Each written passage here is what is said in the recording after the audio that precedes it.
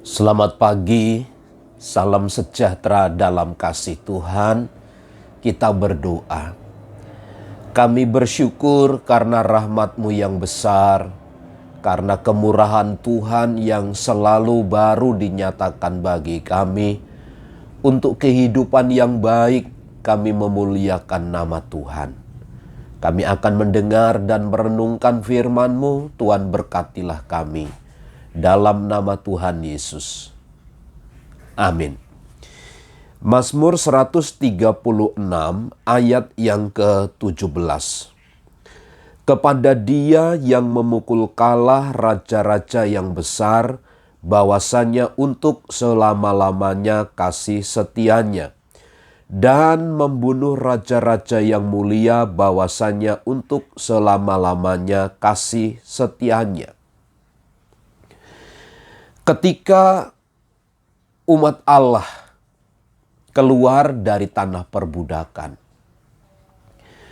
dituntunnya di padang gurun. Padang gurun adalah masa persiapan bagi mereka untuk masuk ke dalam tanah perjanjian. Ada banyak proses hidup yang harus mereka lalui, yang harus dibenahi oleh Tuhan tentang posisi, tentang kapasitas, tentang kemampuan umat-umat Allah. Padang gurun adalah masa tempaan bagi mereka. Padang gurun adalah tempat untuk memulihkan keberadaan mereka. Padang gurun adalah sarana untuk membuat umat-umat Allah bersungguh-sungguh untuk Tuhan. Karena di padang gurun mereka tidak dapat berbuat apa-apa. Karena padang gurun itu situasinya berbeda dengan di tanah Mesir. Maka padang gurun adalah sarana yang paling baik untuk memulihkan keberadaan umat-umatnya. Dan ketika dia masuk kepada tanah perjanjian, mereka harus mengerti, harus menyadari kepada Dia yang memukul kalah raja-raja yang besar dan membunuh raja-raja yang mulia, bahwasanya untuk selama-lamanya kasih setianya.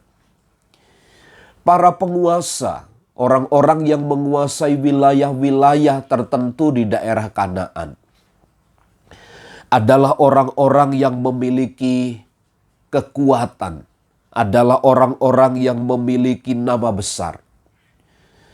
Termasuk ketika mereka masih ada di Mesir, Firaun adalah raja besar. Siapa yang tidak tahu tentang nama itu? Artinya memang nama Firaun disegani, ditakuti, dan semua kerajaan tahu. Tetapi Allah bekerja bagi umat-umatnya. Dibunuhnya Firaun, ayat 17, kepada Dia yang memukul kalah raja-raja besar dan membunuh raja-raja yang mulia. Pembesar-pembesar tanpa takut akan Tuhan. Pembesar-pembesar lalim.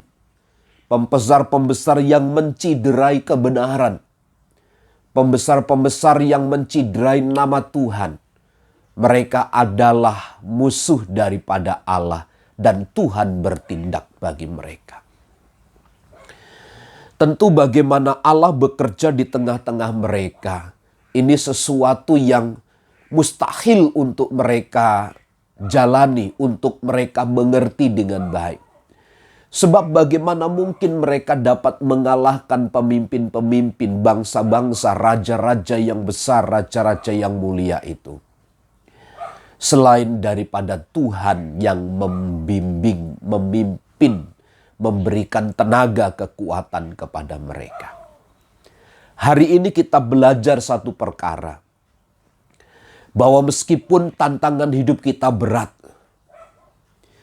masalah hidup kita terlalu berat mungkin bagi kita. Ingat, Allah telah mengalahkan raja-raja. Allah telah memukul kalah raja-raja yang besar. Artinya Tuhan akan menolong kita sehingga kita mengalahkan kesulitan-kesulitan yang besar di depan kita. Pagi hari ini kiranya Allah menolong terus kita dan memampukan kita untuk tetap berdiri di atas kebenaran. Selamat pagi, selamat beraktivitas, Tuhan Yesus memberkati. Amin.